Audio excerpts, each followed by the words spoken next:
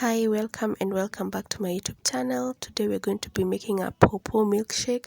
So for ingredients we have pawpaw, banana, powdered sugar, milk, and our blender. In my blender, I went ahead to add in my milk. I used 500 ml.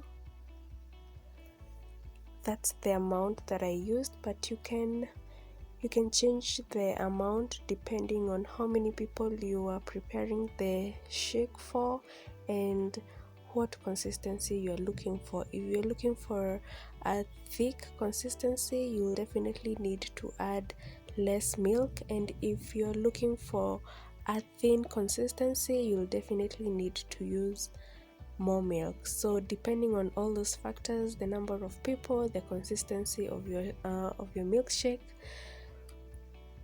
all that is going to determine how much milk you're going to use. So I went ahead to add in my pawpaw.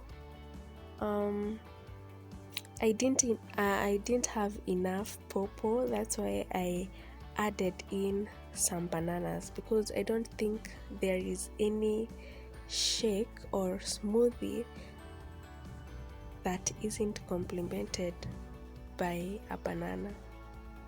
So I added in my bananas and my pawpaw, and then at this stage I went ahead to add in my powdered sugar.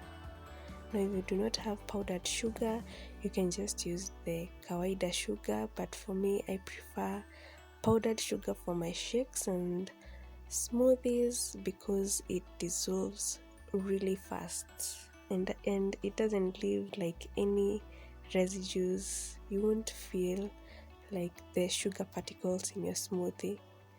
So afterwards I covered the blender up and then I started blending.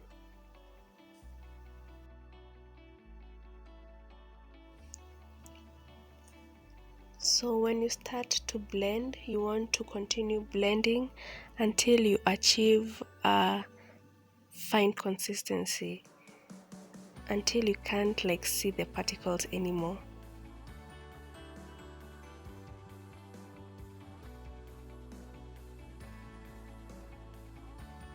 At this point I was satisfied with the consistency, so I turned off my blender and my pawpaw milkshake was ready to be served.